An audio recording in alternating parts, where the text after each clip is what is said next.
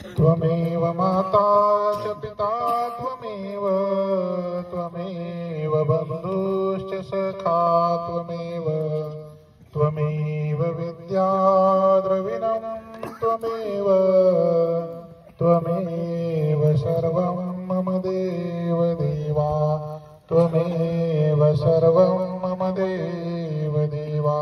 सर्वज्ञ श्री चक्रधर स्वामी की जय। आज आपल्या पदयात्रेचा हा शेवटचा मुक्काम। उद्या सकाळी समारोपीय सत्र होईल, त्या अनुषंगाने आपण सर्वजण एकत्रित जमलेले आहोत। बंधूंनो, दिनांक 27 डिसेंबर 2024 या वर्षी सुरू झालेली ही पदयात्रा आज दिनांक 5/1/2025 त्या वर्षात निघालेली पदयात्रा या वर्षात संपत आहे। खरोखर हे 10 दिवस कसे निघून गेले हे तुम्हालाही कळालं नाही, आम्हालाही कळालं नाही। कारण आपण त्या प्रभू नामाच्या घोषामध्ये, जय घोषामध्ये, त्या नामस्मरणामध्ये, त्या लीळा चिंतनामध्ये एवढे व्यस्त होतो की आपल्याला वार कोणता आहे, दिवस कोणता आहे, आपल्या घरचे काम किती थांबलेले आहे याचं सुद्धा आपल्याला भान नव्हतं। कारण हे वातावरण जे तयार झालेलं आहे हेच भक्तिमय वातावरण आपल्या जीवनाचं सार्थक ठरणार आहे। बंधूंनो, आपण घरी गेल्यानंतरही अशाच पद्धतीनं पूजा अवसर करसाल, अशाच पद्धतीनं सकाळचाही पूजा अवसर करसाल, एक एक घाटी तरी तुम्ही करसाल आणि ती केली तरच ती पदयात्रा केल्याचं काहीतरी फलित होईल। हे 10 दिवसच करायचं, नंतर मग काहीच करायचं नाही असं नाही। बंधूंनो, खऱ्या अर्थानं आपला जो मराठवाडा आहे, परभणी असेल, नांदेड असेल, आमचा हिंगोली जिल्हा असेल, हे धर्माच्या बाबतीत अजून बरेच अज्ञानता आपल्यामध्ये आहे।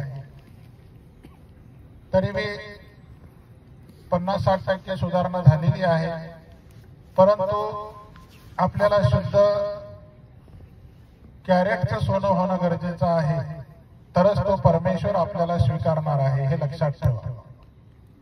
कारण इथं भक्ती करायची असेल तर डोळे लावून भक्ती नाही करायची, कधीच डोळे उघडे ठेवून भक्ती करायची आहे।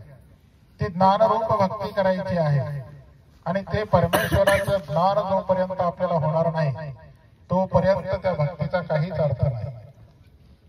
कारण प्रत्येक गोष्टीचं ज्ञान आपल्या मारवा पंथामध्ये आहे, प्रत्येक गोष्टीवर उपाय आहे। उपाय न पाहिजे ऐसे काही असे, म्हणजे प्रत्येक गोष्टीवर उपाय आहे, फक्त आपल्याला तो शोधता आला पाहिजे। आज आपण आपल्या मुलांना वयाच्या 9व्या ते 10व्या वर्षी उपदेश द्यायलाच पाहिजे, बरं का। बरेच माणसं 50 वर्ष झाली तरी उपदेश घेत नाहीत, आताच काय झाले म्हणतात। आता 50 झाले की भाऊ अजून काय झालं म्हणतो। म्हणून पदयात्रेत येणारे जे आई वडील असतील त्यांनी आपल्या मुलाला 9व्या वर्षी तरी किमान उपदेश देणं गरजेचं आहे। जर त्याला योग्य वयात त्याच्यावर धर्माचे संस्कार झाले तरच तो पुढे धर्माला दृढ होईल, पक्का होईल। आता आम्ही पाहतो की 40-40, 50-50 वर्षाचे झाल्यानंतर उपदेश घेतात। तुमच्या घरामध्ये नवीन सून आली की तिला तुम्ही 2-3 महिन्यात उपदेश देऊन टाकायला पाहिजे, पण तुम्ही काय म्हणता, भगवतीच्या मनावर आहे की नाही। म्हणजे फक्त धर्म म्हणला की तिच्या मनावर, आणि बाकी तुम्ही घरात तिला बाकी तिच्याकडून सगळं काम करून घेता की नाही, दवा म्हणत नाही तुम्ही तिच्या मनावर, आहे की नाही। मी तुझी सासू आहे मग तू सासूचं असं ऐकायला पाहिजे तसं ऐकायला पाहिजे. फक्त धर्माचं म्हणलं की बाबा तिच्या मनावर तिला काय बळजबरी करावं, ती दुसऱ्याची लेक आहे. अरे पण ते तुमचं घर चालवणारी तुमची सून आहे आणि मग तिला जर तुम्ही लवकर उपदेश दिला तर तुमचं घर अजून पक्क होईल. आता बऱ्याच लोकांच्या शंका असतात की बाबा नवीन लग्न झाले, मग पाहुण्यानं महालक्ष्म्या दिल्यात, मग सोयऱ्याचा अपमान होईल, मग मांडाव की नाही मांडाव, आहे की नाही, आहे की नाही, प्रश्न आहेत तुमचे. मग कसं करायचं, सोयरा तर नाराज झाला नाही पाहिजे, नवीन आलेली सुनबाई बी नाराज नाही झाली पाहिजे. मग त्याच्यासाठी तिला आल्यानंतर 1-2 महिन्यात उपदेश देणं हे तुमचं काम आहे. त्या सुनबाईला रोज पूजा अवसराला घेऊन बसणं हे प्रत्येक सासूचं काम आहे.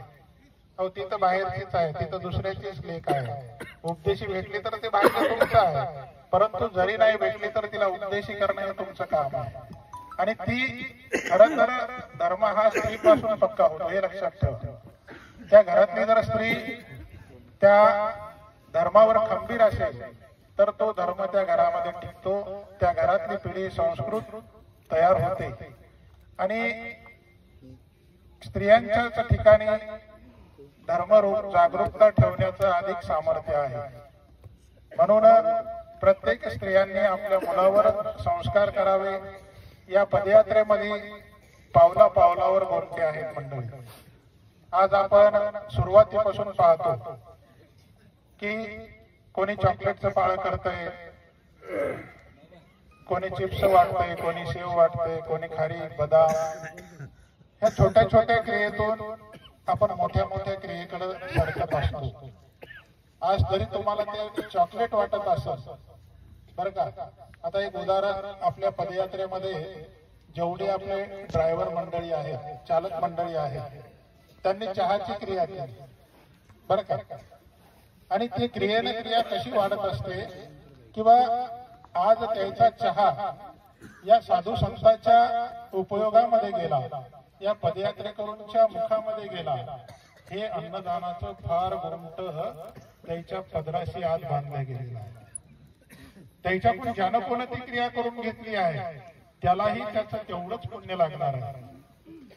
परंतु आज त्याची इथं ती चाल सुरू झालेली आहे.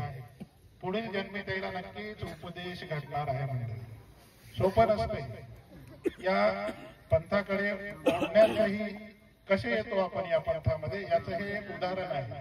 आता ते बिचारे काही उपदेशी असतील, काही उपदेशी माणसाचे पाहुणे आहेत, परंतु आज इथं साधूच्या ठिकाणी एक जरी घास त्यांचा गेला तर ते पुढील जन्मी नक्कीच उपदेशी घरामध्ये जन्माला येतील आणि त्या ठिकाणी त्यांना परमेश्वराचं ज्ञान होणार आहे.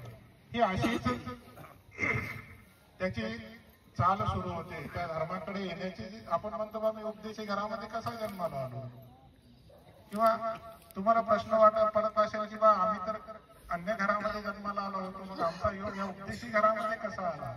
तर मागील जन्मी फुल नाही फुलाची पाकळी या परमेश्वर भक्ताच्या ठिकाणी, परमेश्वराचं दान असलेल्या दानियाच्या ठिकाणी ती क्रिया प्रवेशन झालेली आहे. आणि म्हणून इथं एखाद्या दानियाच्या ठिकाणी जर ती क्रिया झाली असेल तर त्याला दानाचा अधिकार तयार होतो, त्या परमेश्वराचं दान त्याला आपोआप प्राप्त होतं पुढील जन्मी. म्हणून या ठिकाणी छोटी छोटी क्रिया करत करत आपण मोठ्या क्रियेकडे आपला ओढ असतो. मग त्याच्यामध्ये